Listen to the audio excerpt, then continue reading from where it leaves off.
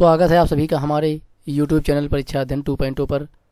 आज की क्लास में हम डिस्कस करेंगे 12 जनवरी 2023 को पेपर 2 में जो पूछे गए सवाल थे। तो आइए चलते हैं, सेशन से जुड़ते हैं और देखते हैं कि किस प्रकार के प्रश्न आपसे पूछे गए थे। उससे पहले आपसे रिक्वेस्ट है कि वीडियो को पोर्ट्रेट मोड पर कर लीजिए ताकि आपको वीडियो स्पष्ट दिखाई दे, और अगर आपको स्पष्ट ना दिखाई दे तो वीडियो की क्वालिटी बढ़ा लीजिए। क्वेश्चन नंबर 1 दिया गया है कि which of the following is true, यानी निम्न में से कौन सा कथन सत्य है। तो आप जानते हैं कि पहला कथन आपको दिया गया है कि बेस अगर सेम है तो घातें क्या होती हैं, जुड़ती हैं। आपको मालूम है कि अगर बेस यानी आधार सेम हो तो घातें क्या होती हैं, ऐड हो जाती हैं, यानी x + b होगा। तो पहले में उसने जोड़ने की बजाय क्या कर दिया, गुणा कर दिया। तो पहला स्टेटमेंट तो गलत हो गया।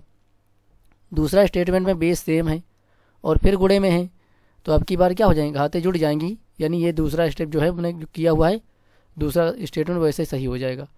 तीसरा वाला उसने कहा कि अब आप देखिएगा ध्यान से कि x की पावर a है और y की पावर b है। अब देखिए यहाँ पर से बेस जो है वो भी अलग अलग है और उसके साथ घातें भी अलग अलग हैं। तो यहाँ पर इनको क्या कर सकते हैं, उसी प्रकार से लिख सकते हैं, बस क्या गुणे का निशान भले यहाँ से एलिमिनेट कर दीजिए, बाकी वैसे ही लिखना पड़ जाएगा। अब आप इसको कहें कि एक्स वाई की पावर ए बी कर दें तो ये गलत होगा, क्योंकि जैसे ही ब्रैकेट ऑन होगा ये जो ए बी घात है ये दोनों पर आना शुरू हो जाएगी। तो ये अगर इसको खोलेंगे तो ये कुछ इस टाइप का हो जाएगा, तो ये पहले जैसा नहीं रहेगा, तो ये वाला स्टेटमेंट भी गलत हो जाएगा। चौथा, आप जानते ही कि जब घातें भाग में होती तो क्या होता है, वो जो होता है वो घट जाती हैं, तो x की पावर a - b हो जाएगा, जबकि a/b इसने कर रखा है, तो चौथा ऑप्शन भी गलत हो गया। मैं उम्मीद करता हूँ ये प्रश्न आप बहुत आसानी से कर लेते मेरे बताए बिना भी। आइए चलते हैं नेक्स्ट क्वेश्चन की ओर। नेक्स्ट क्वेश्चन दिया गया value of dash dash dash is, यानी यहाँ पर आपको जोड़ घटा करके बताना कि आंसर क्या आएगा। तो इसको आप सॉल्व कीजिए, इसका उत्तर बताइए, क्योंकि मुझे लगता है जोड़ना घटाना तो आपको बहुत अच्छे से भली भांति मालूम है। नेक्स्ट क्वेश्चन की ओर चलते हैं। नेक्स्ट क्वेश्चन दिया गया है which of the following statement is not true. तो देखिए ध्यान से, इसमें क्या पूछा गया आपसे, ध्यान से देखिए, निम्नलिखित में से कौन सा कथन सत्य नहीं है, यानी कौन सा गलत है, ये हमें बताना है। तो कह रहा है कि दो संख्याओं x और y के HCF और LCM क्रमशः 28 और 84 हो सकते हैं। मैंने जो पिछला सेशन आपके साथ लिया था 11 जनवरी वाला पेपर 2, मैंने जो आपके साथ डिस्कस किया हुआ उसमें मैंने बताया है कि जो LCM होता है वो क्या होता है, HCF से ऑलवेज ग्रेटर होता है, बड़ा होता है, और जो LCM होता है वो HCF से हमेशा ही डिवाइड हो जाता है। तो यहाँ पर हमें क्या करना है, LCM को HCF से डिवाइड करके देखना है, और जो भाग चला जाएगा वो सारे स्टेटमेंट सही होंगे, और जो भाग नहीं जाएगा वही स्टेटमेंट हमारा गलत हो जाएगा। क्योंकि आप जानते हैं, जैसे कि मैं आपको एग्जाम्पल के तौर पर समझा भी दूँ, क्योंकि एक 2 है और एक 4 है, इन दोनों का LCM लेंगे तो क्या आएगा, 4 आएगा, और HCF निकालेंगे तो कितना आएगा, 2 आएगा। LCM 4 आया, HCF 2 आया। अब HCF से LCM को भाग करेंगे 4 को, तो 2 दूना 4, 2 बार में HCF LCM को डिवाइड कर देगा। तो उसी प्रकार यहाँ पर भी हमें डिवाइड करके देखना होगा। तो अब 28 से 84 को भाग करेंगे तो 8 से 24, यानी 3 बार में चला जाएगा। तो पहला स्टेटमेंट तो गलत हो गया, क्योंकि ये तो दोनों एक दूसरे के LCM HCF हो सकते हैं, लेकिन यहाँ पर हमें बताना कि कौन सा नहीं है। तो दो संख्याओं x और y के HCF और LCM क्रमशः 1 और 105 हो सकते हैं। तो बिल्कुल 1 से 105 को भाग करेंगे तो भाग चला जाएगा, यानी दूसरा स्टेटमेंट भी नहीं हो सकता है। दो संख्याओं x और y के HCF और LCM क्रमशः 150 और 1500 हो सकते हैं, ये भी आप कर सकते हैं। डिवाइड करके आप देख लीजिए, अगर 900 को 150 से डिवाइड करेंगे तो 0 0 गया और 15 छक्का 90, 6 बार में पूरा कैंसिल आउट हो जाएगा। तो तीसरा भी नहीं हुआ, तो इसका मतलब जो बचा चौथा वही हमारा क्या हो जाएगा, सही आंसर हो जाएगा, यानी कि कौन से LCM HCF नहीं हो सकते हैं। यहाँ पर देख भी सकते हैं कि 196 है, अगर इसको मैं 16 से डिवाइड करूँ तो पूरा डिवाइड नहीं होगा। जैसे कि मैं 4 से करके देखूँ, या आप डायरेक्टली करके देख सकते हैं, 16 कम 16 और ये बच जाएगा 3, तो हो जाएगा 36, 36 16 से डिवाइड नहीं होगा। तो उम्मीद है आपको समझ में आ गया होगा। केवल आपको डिवाइड करके देखना है कि कौन सा भाग नहीं जाएगा, वही हमारा आंसर हो जाएगा। नेक्स्ट दिया है what is the sum of digits of the least number that must be added to 12,500 to get a perfect square. यानी पूर्ण वर्ग संख्या प्राप्त करने के लिए 12,500 में जोड़ने वाली न्यूनतम संख्या के अंकों का योग क्या होगा। यानी जो संख्या जोड़ेंगे उस संख्या के अंकों का योग क्या होगा, ये हमसे पूछा गया है। तो यहाँ पर आप जानते हैं कि आपको भाग विधि अगर मालूम होगी तो बहुत आसानी से आप इसको कर सकते हैं। आइए करके देखते हैं। 12,500 है, बहुत ध्यान से देखिएगा, इंपॉर्टेंट क्वेश्चंस में है ये। आप इसको चाहें तो इंपॉर्टेंट में लगा लीजिए, क्योंकि इस प्रकार का प्रश्न आएगा तो थोड़ा सा आपका जरूर समय लेगा, बहुत आसानी से इसको नहीं कर सकते हैं। तो भाग विधि में हम क्या करते हैं, पीछे जोड़े बनाते, तो एक जोड़ा 0 का बन गया, एक जोड़ा 25 का बन गया और ये हो गया 1 का। तो अब यहाँ भाग विधि में क्या होता है, पहला अंक जो होता है उसको वर्ग से ही काटते हैं। तो कि 1 का वर्ग अगर 1 से काटें तो 1 का वर्ग 1 होगा। अब एक बार जाएगा तो 1 ऊपर लिख लिया, तो और 1 का वर्ग 1 हो गया तो यहाँ पर लिख लिया। इसके बाद हमें क्या करना होता है, घटाना होता है। तो 1 में से 1 जाएगा तो 0 आ जाएगा। आप जितनी बार ले गए उतना ही नीचे जोड़ना पड़ेगा। तो 1 में 1 जोड़ेंगे तो कितना हो जाएगा, 2। अब नेक्स्ट जोड़ा जो है उतार लेंगे। अगला जोड़ा जो है वो कितना है, 25, उसको उतार लिया। अब 25 को उतार लिया तो अब 2 के पीछे कितना लिखें कि वो चला जाए। तो अगर 2 के पीछे 1 लिख दें तो 1 हो जाएगा। तो एक बार ले जाएंगे तो 1 ऊपर लिखेंगे, और 21 को एक बार लेकर के जाएंगे तो 1 ही जोड़ना पड़ेगा, क्योंकि 1 ही मैंने लिखा है। क्योंकि 2 करेंगे तो 22 हो जाएगा, और 22 का 2 गुना करेंगे तो 44 हो जाएगा। तो 2 बार तो जाएगा नहीं, 1 बार ही जाएगा। तो 2 के पीछे 1 लिखेंगे, 21 होगा। 21 एक बार जाएगा तो 21 से कम 21 हो जाएगा। फिर यहाँ पर दोनों को जोड़ लेते हैं, 22 हो जाएगा। और यहाँ पर घटाते हैं तो कितना आता है, 4। अगला जोड़ा जो है वो 0 का, उसको उतार लिया। तो अब बताइए यहाँ के पीछे कितना लिखना पड़ेगा। अब यहीं पर मेन काम है, आप इसको ध्यान से देखिए। अगर प्रश्न में इसने कहा होता कि 12,500 में जोड़े जाने वाली के बजाय घटाने वाली संख्या के अंकों का योग कहता, तो अगर घटाने की बात करता तो हम क्या करते, कम बार ले जाते। कितनी बार ले जाते, 1 बार कम ले जाते। तो कम लेकर के जाएंगे तो कितना आता, 1 बार ले जाते तो 221 हो जाता, और 221 से कम 221 होता। क्योंकि यहाँ पर हम 2 नहीं लिख सकते, क्योंकि 2 लिखते तो 222 हो जाता, और 222 का फिर 2 गुना करना पड़ता तो आ जाता 444, जो कि 400 से ज़्यादा हो जाता। तो हमने क्या करा, 1 बार ले गए। अब 1 बार ले गए तो कितना आया, 1 बार ले जाएंगे तो 1 ही जोड़ेंगे, और फिर कितना आएगा, 221 आएगा। यहाँ पर घटाएंगे तो कितना आ जाएगा भैया, ये आ जाएगा 9, ये 7 और ये 1, यानी कितना आया, 179। कब आता, जब ये कहता कि घटाने वाली संख्या, तो घटाने वाली संख्या होती वो कितनी होती, 179 होती। यानी अगर प्रश्न कहता है कि 12,500 में क्या घटाएं कि बची संख्या पूर्ण वर्ग हो जाए, तो हमें 179 आंसर आता, और इसके अंकों का योग भी कहता तो इनके अंकों को हम जोड़ लेते। तो ये तो हो गई घटाने वाली बात। लेकिन इसने घटाने की बजाय क्या पूछ लिया आपसे, जोड़ना पूछ लिया कि कौन सी संख्या जोड़ें, न्यूनतम संख्या जोड़ें। तो अगर जोड़ना पूछ ले तो हमें जो 1 बार ले गए यहाँ पर, इसको हमें क्या करना पड़ेगा, 1 बार अधिक ले जाना पड़ेगा। यानी जितना अंदर है उससे ज़्यादा बार ले करके जाना पड़ेगा। तो इसको पहले हम यहाँ पर बिगाड़ देते हैं। चलिए अब देखते हैं भाई क्या होगा। अगर 2 बार लेके जाएंगे तो 2 नीचे भी नोट करना पड़ेगा, तो 2 यहाँ पर भी नोट करना पड़ेगा। अगर आपको भाग विधि नहीं आती तो ज़रूर समझ लीजिएगा उसको, क्योंकि उससे बहुत आसानी से हो जाएगा। अब 2 बार लेकर के गए हैं तो कितना हो जाएगा, 2 से गुणा करेंगे तो 444 हो जाएगा। और अब घटाएंगे तो कितना आएगा, 44 आएगा, वो भी किसका, माइनस का। यानी माइनस का आने का मतलब क्या है कि ये संख्या जो 12,500 है, ये संख्या जो 12,500 है, ये भैया 44 क्या है, कम है। किससे, पूर्ण वर्ग बनने से। तो अगर मैं क्या करूं, 44 में जोड़ दूं तो 12,544 हो जाएगा, जो कि एक पूर्ण वर्ग संख्या हो जाएगी।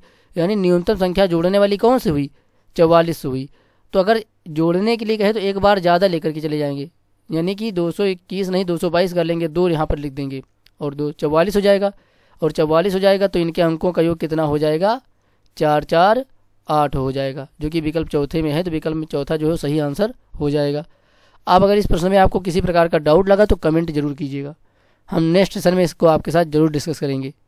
चलते हैं नेक्स्ट क्वेश्चन की ओर। नेक्स्ट क्वेश्चन दिया गया है कि which of the following statement is true. निम्नलिखित में से कौन सा कथन सत्य है। कोई संख्या अपरिमेय है, यदि इसे p बटा q के रूप में लिखा जा सके जहाँ p और q पूर्णांक हैं और जहाँ पर q क्या है, नॉट इक्वल टू 0 है। तो ये तो अपरिमेय की नहीं बल्कि किसकी होती है, डिफिनीशन परिमेय की होती है। तो पहला स्टेटमेंट तो गलत हो गया। दूसरा स्टेटमेंट कहता है कि किन्हीं दो अपरिमेय संख्याओं का योग कभी परिमेय तथा कभी अपरिमेय संख्या होती है। दो अपरिमेय संख्याओं को जोड़ा जाए, कह रहा है कि किन्हीं दो अपरिमेय संख्याओं का योग। तो एक अपरिमेय संख्या हमने क्या ले ली, √2 ले लिया, और दूसरी क्या ले ली, वो भी मैंने क्या ले ली, जोड़ा जाए की बात, योग करने की बात कही है ना। तो दो अपरिमेय संख्याओं को मैं जोड़ देता हूँ। तो ये लो मैंने दो अपरिमेय संख्याओं को जोड़ दिया। अब दो अपरिमेय संख्याओं को मैंने जोड़ दिया तो 2√2 बार हो गया, तो 2√2 इसका क्या आ जाएगा, आंसर आ जाएगा। तो जब योग करेंगे इसने कहा तो वो क्या आएगा, कभी तो परिमेय होगा और कभी अपरिमेय होगा। तो मैंने दोनों अपरिमेय ली, जिनको जोड़ने पर हमें क्या मिली, अपरिमेय ही मिली। लेकिन अगर मैं इसके जगह पर क्या ले लूँ, मैं एक अपरिमेय क्या ले लूँ, एक अपरिमेय 2 - √2 ले लिया, और दूसरी अपरिमेय क्या ले ली, दूसरी अपरिमेय √2 ले ली। अब दोनों को जोड़ेंगे तो √2 से √2 कट जाएगा और जो बचेगा वो 2 बचेगा। अब मैंने जोड़ा तो एक अपरिमेय ये थी और एक ये थी, दोनों को जोड़ा तो कितना मिला, 2 मिला, जो कि एक परिमेय संख्या है। तो बात तो इसने सही कही कि दो अपरिमेय संख्याओं का अगर हम योग करेंगे तो कभी परिमेय मिलेगा। जैसे कि दूसरे जो मैंने एग्जाम्पल को दिया उसमें क्या मिला, परिमेय मिला, और जो पहला एग्जाम्पल दिया उसमें अपरिमेय मिला। तो दोनों कंडीशंस जो हैं वो पॉसिबल हैं। तो यही वाला क्या हो जाएगा, हमारा सही ऑप्शन हो जाएगा। आइए तीसरा देखते हैं, किन्हीं दो अपरिमेय संख्याओं का गुणन सदैव एक अपरिमेय संख्या होती है। तो सदैव बोला ना इसने, क्या बोला, सदैव बोला। तो आइए देखते हैं, दो अपरिमेय संख्या लेते हैं। एक मैंने ली √2 और दूसरी भी ली मैंने √2, दोनों अपरिमेय हैं और दोनों का गुणा किया तो क्या मिला, 2 मिला, जो कि एक अपरिमेय संख्या नहीं है। क्या है, नहीं है ना। जबकि इसने कहा कि सदैव अपरिमेय होती है, लेकिन जरूरी नहीं कि सदैव अपरिमेय हो ही। वही जैसे हमने √2 ले लिया और √3 ले लिया, अब दोनों का गुणा करेंगे तो कितना मिलेगा, 6 मिलेगा, जो कि क्या है, एक अपरिमेय है। यानी अगर दूसरे स्टेटमेंट देखें तो अपरिमेय भी मिल सकता है, गुणा करेंगे, और दोनों अपरिमेय संख्याओं को गुणा करेंगे तो परिमेय संख्या भी मिल सकती है। यानी कि गुणा करने पर जरूरी नहीं कि हर बार अपरिमेय ही मिले, परिमेय भी मिल सकती है, अपरिमेय भी मिल सकती है। लेकिन इसने बोल दिया कि सदैव, इसलिए तीसरा स्टेटमेंट भी हो गया गलत। चौथे स्टेटमेंट की बात करते हैं। अब ये मैं सारे आपको इसलिए करवा दे रहा हूँ कि हो सकता है अगले आने वाली परीक्षा में इसी प्रकार से कोई घूम घुमा करके आपसे पूछ ले, तो आप उसको भी आसानी से कर पाएँ। चौथा स्टेटमेंट कहता है कि एक अपरिमेय संख्या का वर्ग सदैव एक परिमेय संख्या होता है। ये बात तो सही है। जैसे कि मैंने क्या ले लिया, √2 ले लिया, अब इसका वर्ग करेंगे, वर्ग करेंगे मतलब 2 बार गुणा करेंगे, 2 बार गुणा करेंगे तो रूट हट जाएगा, केवल 2 बचेगा, जो कि एक परिमेय संख्या है। यानी मैंने ली तो अपरिमेय और बन के निकली परिमेय। यानी कि चौथा स्टेटमेंट भी क्या है,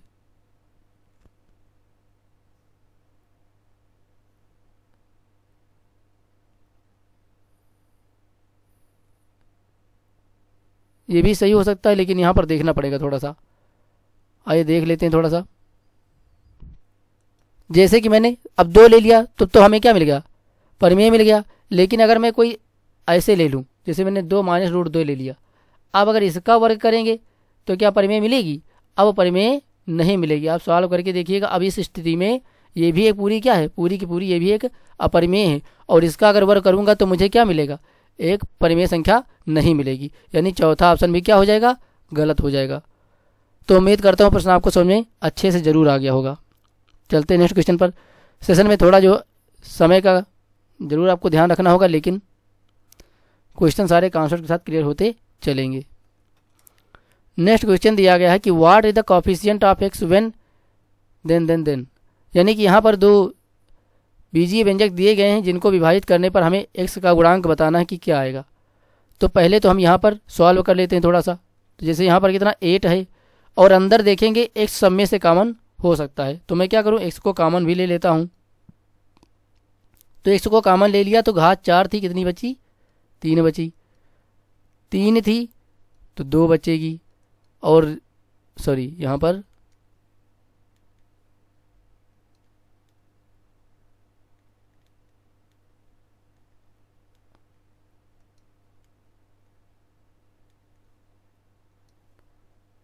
ये हो जाएगा माइनस का 15x हो जाएगा, क्योंकि इसको डिवाइड करना है 4x x प्लस 1 से। तो डिवाइड करेंगे तो x से x जो कॉमन लिया था वो कट गया, 4 से 8 काटेंगे तो ये भी 2 बार में कट जाएगा। तो अब इधर कितना बचा, 2 को अंदर मल्टीप्लाई कर देंगे तो 2x क्यूब हो जाएगा प्लस 2 2 जा 4x हो जाएगा माइनस का ये 30x हो जाएगा। और इधर डिवाइड करने में बचा हमारे पास x प्लस 5। तो अब डिवाइड करते हैं। भाग करना आपको जरूर आना चाहिए, जैसे पिछले में मैंने आपको बताया था कि भाग विधि से गुणनखंड करना आना चाहिए, उसी प्रकार यहाँ पर भाग भी करना आना चाहिए बीजीय व्यंजकों का, क्योंकि ये आपसे हर परीक्षा के सेट में पूछा ही गया है लगभग। तो ये भी आप जरूर ध्यान दे दीजिएगा। अब यहाँ पर पहला टर्म हर बार कटना चाहिए, तो x में क्या गुणा करें कि 2x क्यूब हो जाए। तो x में अगर 2 से गुणा करें और x स्क्वायर से गुणा कर दें, तो x को अगर हम 2x स्क्वायर से गुणा करें तो 2x क्यूब आ जाएगा। अब अगर x को 2x स्क्वायर से गुणा किया है तो x के पीछे जो पद होगा उससे भी 2x स्क्वायर को गुणा करना पड़ेगा। ध्यान से सुनिएगा, अगर जिसको x से गुणा किया है उसको उसके बाद जो भी पद होंगे x के बाद उनसे भी गुणा करना पड़ेगा। तो x के बाद +5 है तो +5 से भी 2x स्क्वायर को गुणा करना पड़ेगा। तो इसको गुणा कर लेते हैं, तो 5 दूनी ये आ जाएगा 10, यहाँ पर स्क्वायर था सॉरी, तो यहाँ पर आ जाएगा 10 और ये x स्क्वायर आ जाएगा। अब इसको सॉल्व करते हैं तो चिन्ह यहाँ पर बदले जाते हैं, तो माइनस माइनस दोनों प्लस के थे, माइनस माइनस हो गया। अब ये कट जाएगा और यहाँ पर घट करके ये आ जाएगा माइनस का 6 और x स्क्वायर, और पीछे माइनस का 30 था। अब x को किससे गुणा करें कि माइनस का 6x स्क्वायर आ गया। अब अगर यहाँ माइनस आया तो यहाँ पर भी क्या आएगा, ऊपर भी हम यहाँ पर माइनस कर लेंगे। अब अगर x को मैं किससे गुणा कर दूँ, x को मैं अगर गुणा कर दूँ 6 और x से, तो क्या बन जाएगा 6x स्क्वायर बन जाएगा। तो मैं यहाँ पर 6 से और x से गुणा कर देता हूँ। तो x को अगर 6x से गुणा किया जाएगा तो माइनस का 6x स्क्वायर आ जाएगा। लेकिन मैंने बताया अगर x से किसी को गुणा करेंगे तो उसको 5 से भी गुणा करना पड़ेगा। तो 5 से गुणा करेंगे तो प्लस माइनस माइनस हो जाएगा और 5 छक्के 30 हो जाएगा और x हो जाए। तो इस प्रकार आपने देखा कि यहाँ पर जो है ना चिन्ह बदलेंगे तो प्लस हो जाएगा, यहाँ भी प्लस हो जाएगा, तो कट करके कितना आ जाएगा, ये आ जाएगा 0। यानी आपने देखा यहाँ पर डिवाइड करने पर क्या मिला, 2x स्क्वायर मिला माइनस का 6x मिला, यानी x का गुणांक क्या मिला, माइनस का 6 मिला, जो कि चौथे विकल्प में चौथा विकल्प ही सही आंसर हो जाएगा। तो इस प्रकार से यहाँ पर कैलकुलेटिव क्वेश्चन था, लेकिन आप बहुत आसानी से इसको कर लेते अगर भाग करना आपको आता है तो। नेक्स्ट क्वेश्चन दिया गया है कि a number when increased by 9 becomes 3 times half of the number, what is the number. एक संख्या में 9 की वृद्धि की जाती है। तो एक संख्या क्या थी, x थी। अब अगर ये संख्या x थी, इसमें हमने क्या करा, 9 की वृद्धि कर दी। अब 9 की वृद्धि करने के बाद वह संख्या क्या हो रही है, वृद्धि करने पर वह उस संख्या के आधे की। तो पहले संख्या कितनी थी, x थी। अब अगर इस संख्या x में मैंने 9 की वृद्धि करी तो जो संख्या x थी वो अपने आधे के 3 गुने के क्या हो गई, बराबर हो गई। तो इस प्रकार से हो गई। अब यहाँ सॉल्व करेंगे तो x माइनस 9 इक्वल टू यह आ जाएगा 3x/2। सॉल्व करेंगे इसको तो x माइनस 3x, x वाले पद एक तरफ, अचर पद एक तरफ हो जाएगा। तो यहाँ सॉल्व करने पर मिलेगा माइनस का x/2 बराबर यह आ जाएगा माइनस का 9, माइनस माइनस कैंसिल आउट होगा और x बराबर 2 उधर जाएगा तो 9 में गुणा होकर के 18 हो जाएगा। तो विकल्प चौथा जो है हमारा सही आंसर हो जाएगा। नेक्स्ट क्वेश्चन दिया गया है कि कोई राशि साधारण ब्याज की इसी दर पर 8 वर्ष में अपने आप की 2 गुनी हो जाती है। तो मैं मान लेता हूँ कि मेरे पास कोई धनराशि थी P, अब 8 वर्ष में वो क्या हो जाती है, अपने की 2 गुनी हो जाती है। अब यहाँ पर आप देखिए, यहाँ पर लिखा कि साधारण ब्याज, तो जो साधारण ब्याज होता है वो प्रतिवर्ष समान ही मिलता है। क्या मिलता है, प्रतिवर्ष समान ही मिलता है। तो अगर 8 वर्ष में 2p हुआ यानी ब्याज कितना मिला रहा होगा, p ही मिला रहा होगा। तो मूलधन P और ब्याज P दोनों मिला करके 2P हो जाएगा। तो अगले 8 वर्ष में फिर इसको ब्याज कितना मिलेगा, P मिलेगा। तो 2P था, P और मिला तो कितना हो गया, 3P हो गया। अब अगले, क्योंकि हमें 4 गुना तक पहुंचना है ना, क्योंकि कहा है कि उसी साधारण ब्याज की दर से वह कितने वर्ष में स्वयं की 4 गुनी हो जाएगी, तो हमें 4 गुने तक पहुंचना होगा। तो अब 3P हो गया। अब अगले 8 वर्षों में फिर ब्याज कितना मिलेगा, P ही मिलेगा। तो इसको जोड़ करके कितना हो जाएगा, 4P हो जाएगा। तो 4 गुना पहुंचने तक कितना समय लगा, 8 वर्ष यहाँ लगा, 8 वर्ष यहाँ लगा और 8 वर्ष यहाँ लगा, यानी टोटल कितने लगे, 24 वर्ष लगे, जो कि तीसरे विकल्प में है। तो तीसरा विकल्प सही आंसर हो जाएगा। अगर चक्रवृद्धि ब्याज होता तो किस प्रकार चलता, P से 2P होता, फिर 2P से क्या होता 4P, 4P से 8P, इस तरीके से बढ़ता जाता। लेकिन ये साधारण ब्याज था इसलिए इस प्रकार चलेगा। नेक्स्ट क्वेश्चन दिया गया कि Renu was born when her mother was 30 years old. What is the present age in years of Renu if 5 years ago from now her mother age was 4 times that of Renu? यानी जब रेनू पैदा हुई तब उसकी माँ 30 वर्ष की थी। तो अगर वर्तमान आयु पूछ लें तो क्या होगी, माना present age of Renu, present age of Renu, present age of Renu कितनी मान ली मैंने, 100 मान ली। और मदर की मैंने क्या मान ली, मदर की मैंने मान ली Y। तो अभी प्रेजेंट एज रेनू की तो 100 हो गई और मदर की कितनी हो गई, Y हो गई। तो Y कितना होगा, प्रेजेंट एज भाई जब पैदा हुई तब 30 साल की माँ थी। तो अब अगर रेनू 30 वर्ष की हो गई तो माता कितनी हो जाएगी, माता भी तो 100 वर्ष बड़ी हो गई होगी ना भाई। जब पैदा हुई तब तो कुछ नहीं रहा होगा, लेकिन जब वर्तमान में आए तो अगर रेनू की उम्र 100 वर्ष हो गई तो माता भी तो 100 वर्ष बड़ी हो जाएगी, क्योंकि समय रुकता तो है नहीं। अगर पुत्री बड़ी होगी तो माता भी बड़ी हो जाएगी। तो अगर Y जो है वो कितनी हो जाएगी, पहले 30 ही पैदा होने के समय, अब 100 वर्ष बढ़ गए तो माता की उम्र में भी 100 बढ़ेगा, तो माता की उम्र हो जाएगी 30 + 1।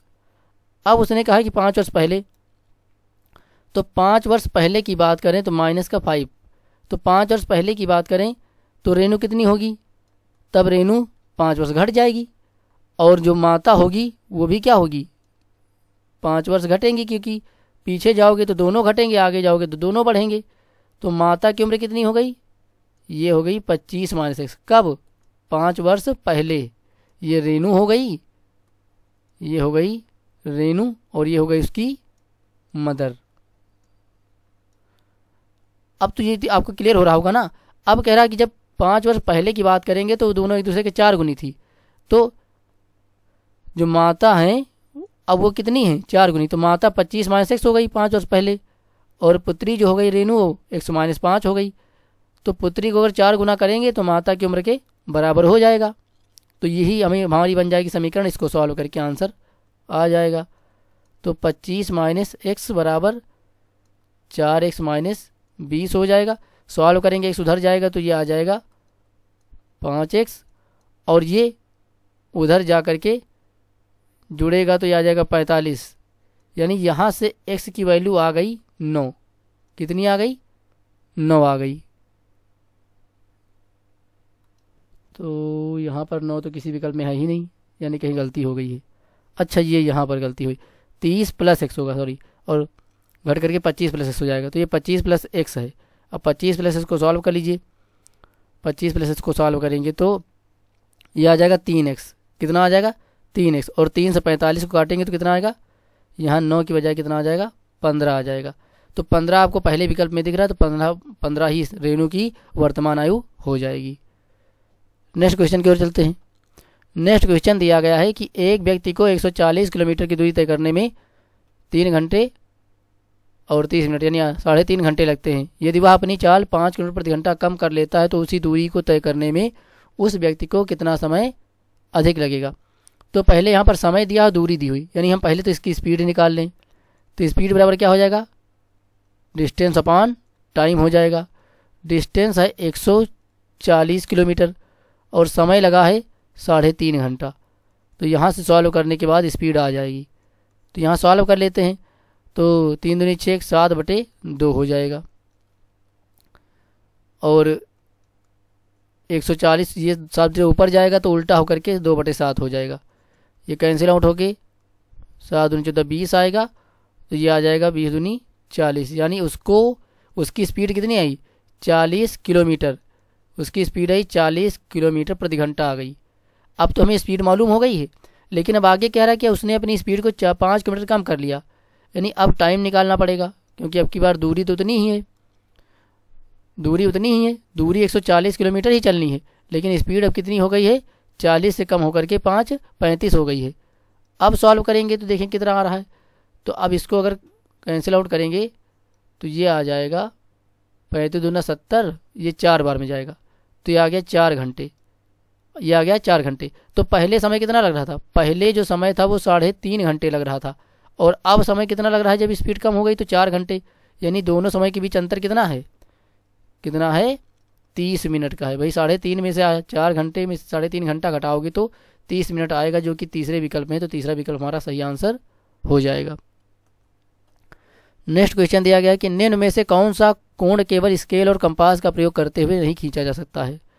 तो 15 अंश का खींचा जाता है, क्योंकि आप जानते हैं कि ऐसे अगर एक परपेंडिकुलर एक हॉरिजॉन्टल खींचो तो कितने अंश का कोण बनता है 90 अंश का बनता है।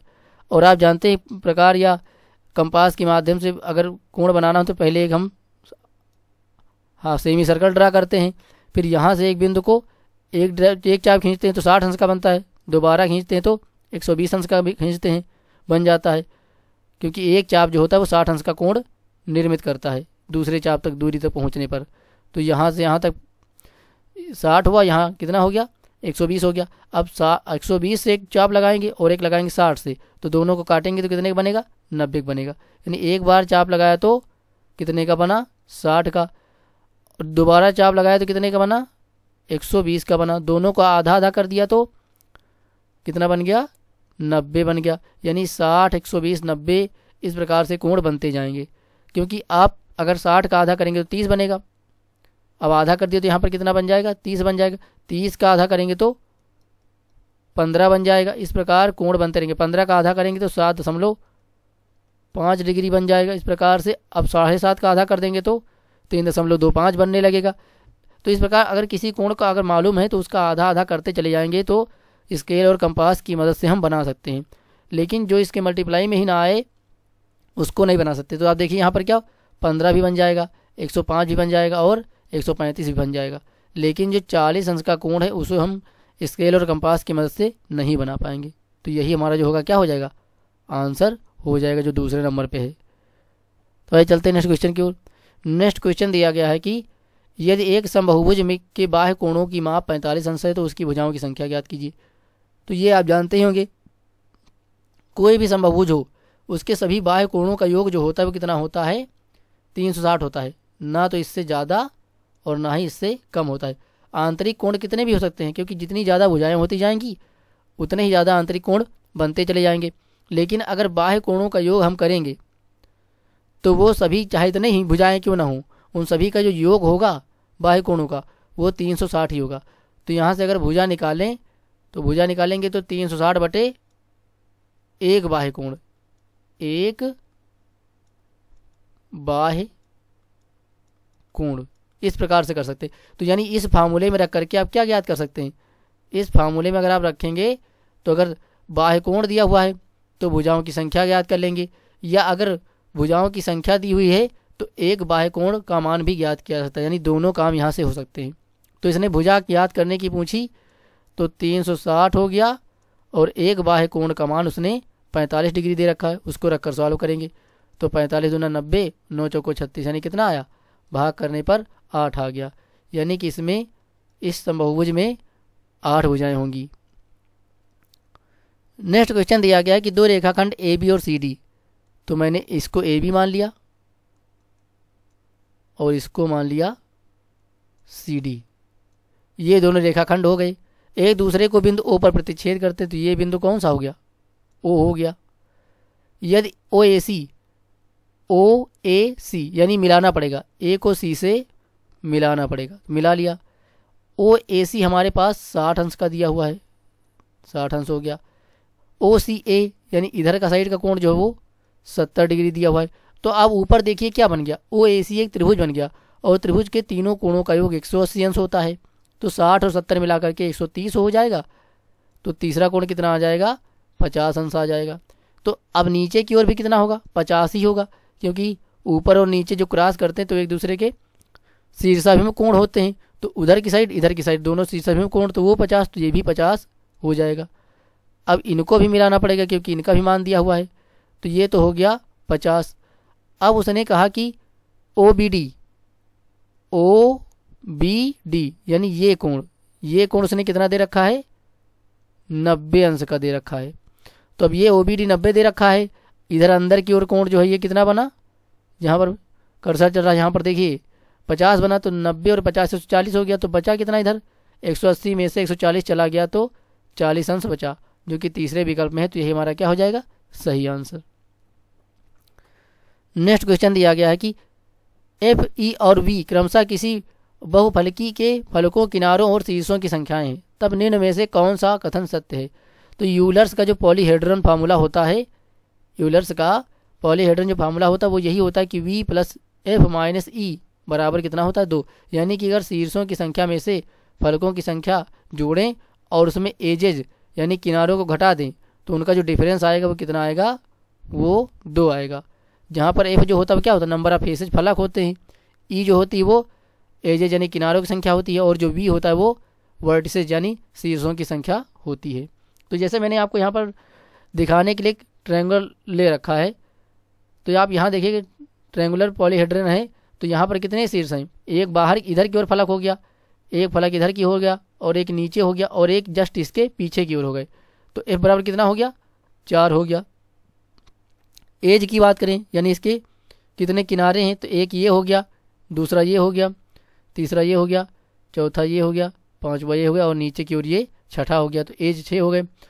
और वर्टिसेज यानी कितने केंद्र है, तो एक यहाँ पर वर्टिसेज है, ध्यान से देखिएगा, एक यहाँ पर है, एक यहाँ पर है, और एक इस कोने पर है। तो इस प्रकार से ये हो गए। अब डिफरेंस करके आप देख लीजिए, F कितनी है, V 4 है, F का मान कितना है, 4 है, और E का मान 6 है। डिफरेंस करके देखेंगे तो 4 4 8 और 6 घट जाएगा तो 2 ही बचेगा। यहाँ नीचे दिया भी हुआ है। तो इस प्रकार से आप यूलर्स का फार्मूला होता है, इसको याद करने की एक ट्रिक है कि वो फिर एक बार बेवफा निकली, वो मतलब V, फिर मतलब F, और एक मतलब E। तो इस प्रकार से आप इसको याद रख सकते हैं। नेक्स्ट क्वेश्चन दिया हुआ है कि त्रिभुज ABC में बिंदु O BC का मध्य बिंदु है। तो यहाँ पर एक त्रिभुज हो गया ABC, यहाँ पर मध्य बिंदु कौन है, O है, किसका, BC का। अगर मध्य बिंदु है तो जो OB होगा उतना ही OC होगा, यानी जो OB हो गया वो OC के बराबर होगा, क्योंकि मध्य बिंदु है OBC का। लेकिन उसने दे रखा है कि OA OB के बराबर है, या हम ये कहें कि OB जो है वो OA के बराबर है। ये तो हमने निकाला, ये दोनों चीज़ें दी हुई थी। तो OB OC के भी बराबर है, OB OA के भी बराबर है, यानी तीनों आपस में हो जाएंगी बराबर। OA बराबर OB बराबर OC हो जाएगा। अब अगर तीनों भुजाएं बराबर हो गई तो दोनों साइड में, इस साइड में देखोगे तो भी समद्विबाहु त्रिभुज बना, इस साइड में देखोगे तो भी समद्विबाहु त्रिभुज बना। तो अगर भुजाएं बराबर होती तो उनके सम्मुख कोण भी बराबर होते हैं। अब यहाँ पर OBA आपको 54 डिग्री दिया हुआ है।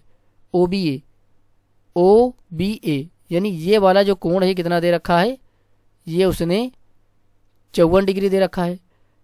अब अगर OBA 54 दे रखा है तो OA के सामने B है, OA के सामने की ओर B कोण बना है, तो OB के सामने कौन सा कोण होगा, OB के सामने A कोण होगा, तो वो भी कितना होगा, 54 होगा, क्योंकि सम्मुख भुजाओं के सम्मुख कोण बराबर होते हैं। अब अगर ये 54 हो गए तो अब दूसरे त्रिभुज की ओर देखें तो क्या मिलेगा। अब जानते हैं कि अगर इस त्रिभुज में AOC, अगर हम AOC त्रिभुज में देखें, AOC जो त्रिभुज इसमें देखें तो जो ये B कोण हुआ और जो उधर का A कोण हुआ, ये दोनों क्या हैं, इस वाले त्रिभुज के लिए बाह्य कोण हैं। और बाह्य कोण जो होते हैं, जो बाह्य कोण होता है सूर्य से जनता कोणों के योग के बराबर होता है, आप ये कह सकते हैं। तो यहाँ पर आप देख लीजिए कि OCA का मान उसने पूछा है, तो यहाँ पर क्या निकल करके आएगा, ये हुआ कौन सा, ये बाह्य कोण हो जाएगा कि नहीं हो जाएगा। और इस बाह्य कोण के सुदूर स्थित कौन सा कोण है, एक कोण ए होगा और एक कोण बी होगा जो कि AOC के सुदूर होंगे।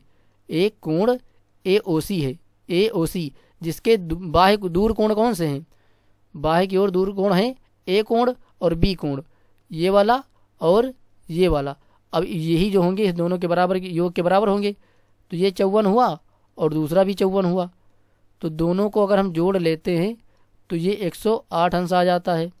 क्लियर हो गया, यानी ये कितना हो गया, 108 हो गया। अब ये 108 हो गया तो अब इधर भी वही सिस्टम कि OA जो होगा वो OC के बराबर है। तो यानी अगर ये वाला A इस साइड में x अगर x अंश का हो जाएगा तो इधर C x अंश का होगा।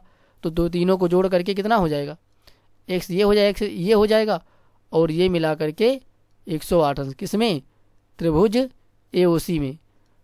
OC OA बराबर है तो OC OA के कोण भी बराबर होंगे और तीसरा कोण 108 अंश, तो तीनों को मिला करके 180 अंश के बराबर हो जाएगा। तो ये 2x 108 अंश घट करके उधर जाएगा तो 72 अंश आएगा और x का 2x से कट जाएगा अगर 2 से 72 तो आ जाएगा 36, यानी x का मान कितना आया, 36 आया। तो AOC कहो या ACO दोनों कितने आ जाएंगे, 36 डिग्री के अंकोण आ जाएंगे। तो 36 डिग्री जो होगा वो हमारा सही आंसर हो जाएगा। नेक्स्ट क्वेश्चन दिया गया कि एक समचतुर्भुज के विकर्णों की लंबाइयाँ, अब एक विकर्ण की लंबाई कितनी दे रखी, 10 दे रखी है। तो अगर इसको मैं 10 मानूँ तो इधर 5 हो जाएगा और इधर भी 5 हो जाएगा। अगर AC वाले विकर्ण को मैं 24 मानूँ तो इधर 12 हो जाएगा और इधर भी 12 हो जाएगा। मतलब ये वाला इसके बराबर हो जाएगा आधे के, और जो ये वाला होगा वो इस वाले के बराबर हो जाएगा, क्योंकि 10 है। क्योंकि रोम्बस जो होता है समचतुर्भुज, उसके विकर्ण एक दूसरे को समद्विभाजित करते हैं और उसकी समचतुर्भुज की चारों भुजाएं क्या होती हैं, बराबर।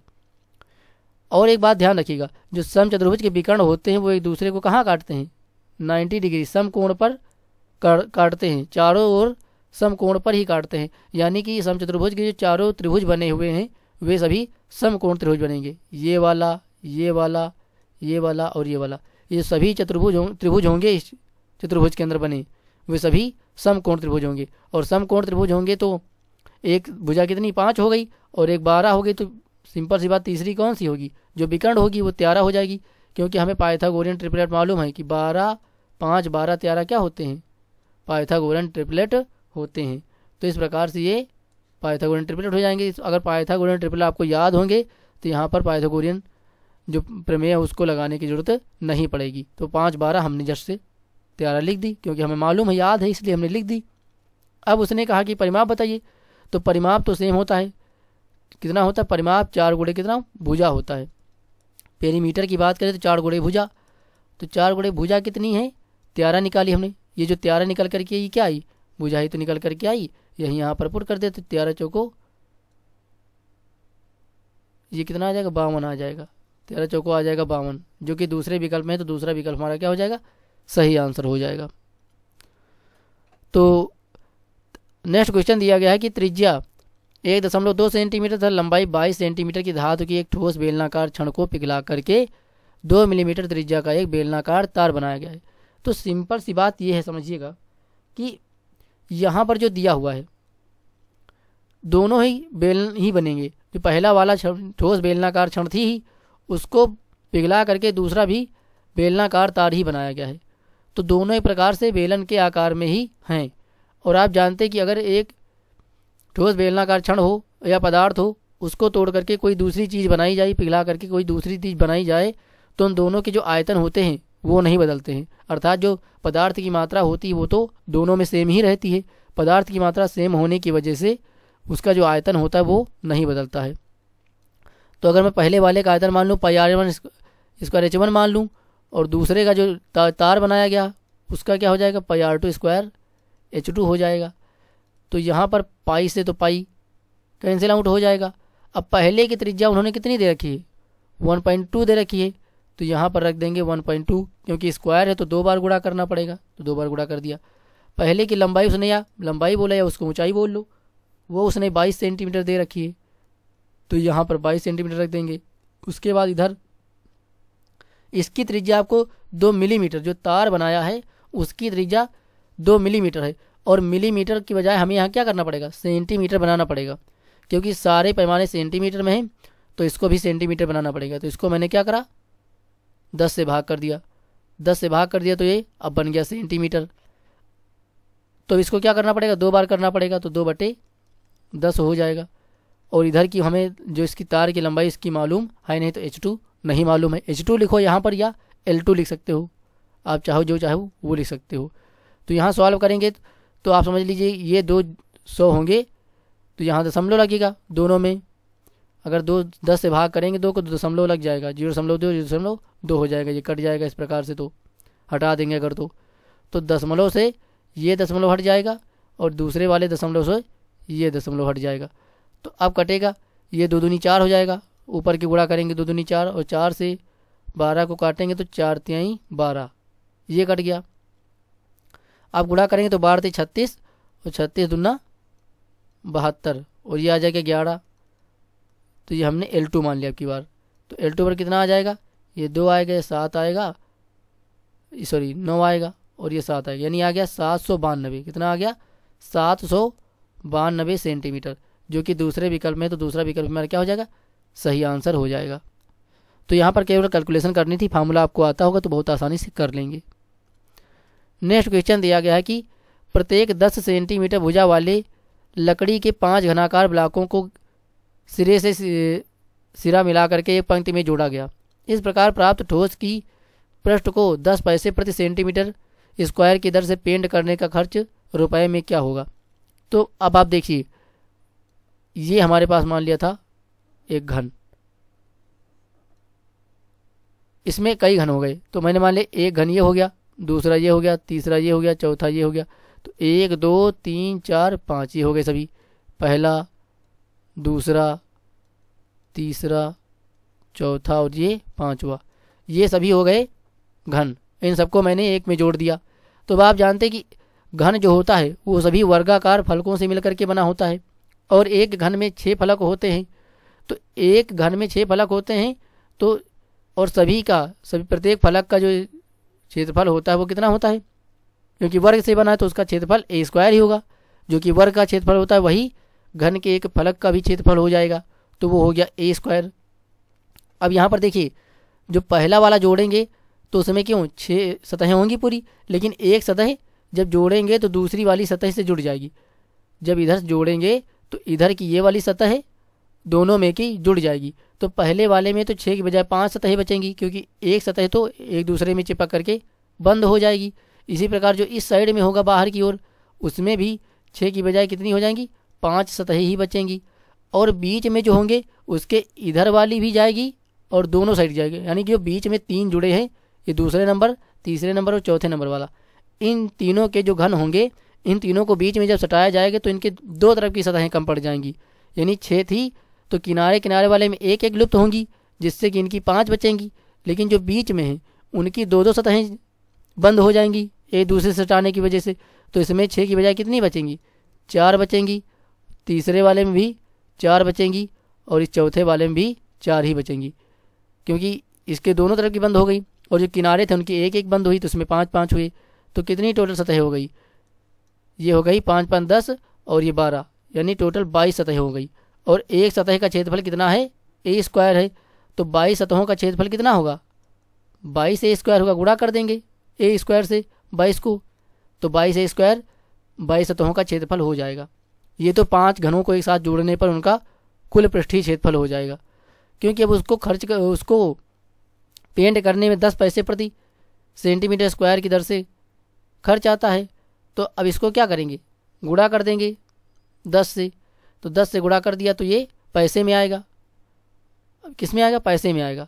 तो पैसे में आएगा तो इसको क्या करें, 100 से भाग कर दें तो रुपए में बन जाएगा। तो 1 0 से 0 कट जाएगा, यानी आ गया 22/10 और A² आ गया। अब 22 A² यानी भुजा। अब भुजा तो आप जानते कितनी थी भाई, भुजा कितनी थी, 10 थी। ये तो आपको मालूम है कि भुजा कितनी है, वो तो उसने दे रखी 10, तो 10 यहाँ पर लिख लिया।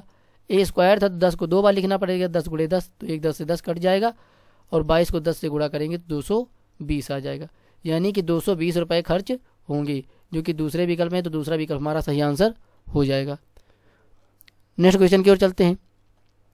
नेक्स्ट क्वेश्चन दिया गया कि यदि यहाँ पर डैश का माध्य m है और डैश का माध्य p है, तो m प्लस p का मान ज्ञात कीजिए।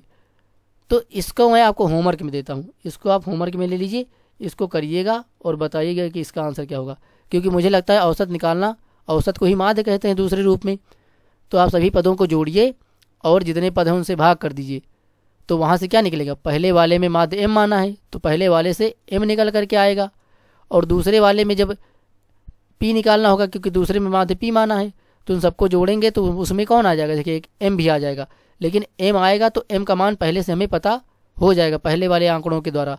तो पहले में दो चर आ जाएंगे, तो पहले वाले चर का मान m का मान पता हो जाएगा, तो m का मान दूसरे में रख करके p का मान निकाल लेंगे, तो m और p दोनों के मान आ जाएंगे और उनको जोड़ करके आंसर आ जाएगा।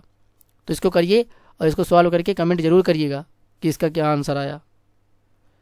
नेक्स्ट क्वेश्चन दिया गया कि 20 नंबर, विभिन्न पर्चियों पर 25 से 50 तक की संख्याएं लिखी हुई हैं। एक पर्ची पर एक संख्या और उन्हें एक डिब्बे में रख दिया गया है।